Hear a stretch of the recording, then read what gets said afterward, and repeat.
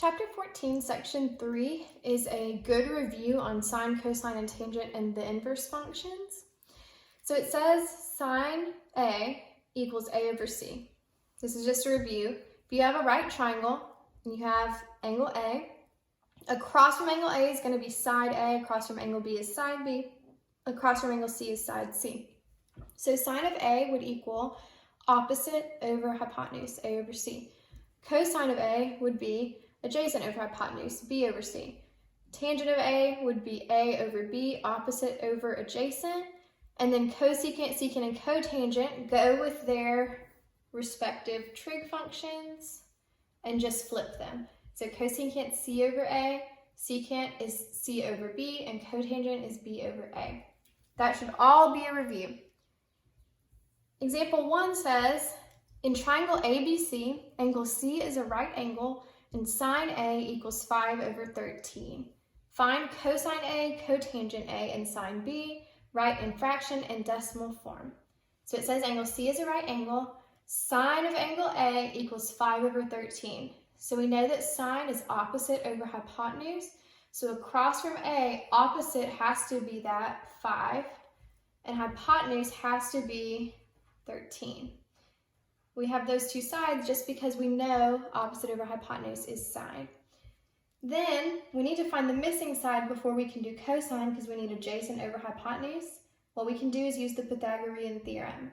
So a squared, which is what we're missing, actually we're missing b squared because it's across from angle B. So 5 squared would be a squared plus b squared equals c squared, 13 squared. So to get b squared, we would do 13 squared, which is 169, minus 25, 144. So b is going to equal 12. Then cosine A would be adjacent over hypotenuse. So cosine A is going to equal 12 over 13. Cotangent A, well, if tangent is opposite over adjacent, cotangent is going to be adjacent over opposite. So adjacent would be 12, opposite would be 5. So we'd have 12 over 5. And then sine B, we're up here now. Sine is opposite over hypotenuse, so opposite 12 over hypotenuse, 12 over 13. Those would be your fraction forms. And it also wants us to write them as decimals. So cosine A is 12 divided by 13, just do it on your calculator. Cosine A equals 0.92, 2 decimal places is plenty. Cotangent A is 12 over 5. On your calculator, that should be about 2.4. And then sine B is 12 divided by 13, which was the same as cosine, so 0.92. So those would be your decimal versions. The next example says, in triangle DEF, angle F is a right angle, F is 13, and E is 5. Find the measure of angle D to the nearest tenth of a degree. Now, lowercase f, lowercase e, that corresponds to the angle. So angle E is going to have lowercase e across from it. So if E is 5, it's going to be this side right here because it's across from angle E.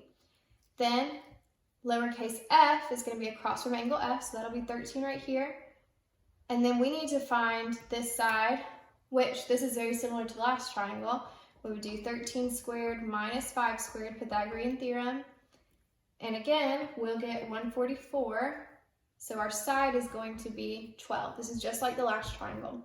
But now what we want is the measure of angle D to the nearest tenth of a degree.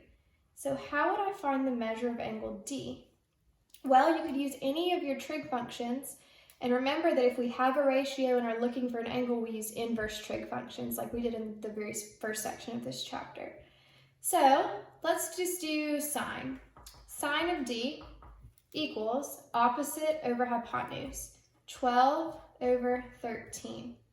If I want to solve for the angle, I would do inverse sine of 12 over 13 and do that on your calculator.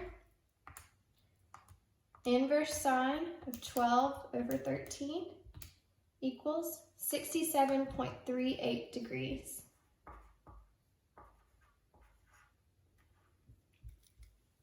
And that would be your answer.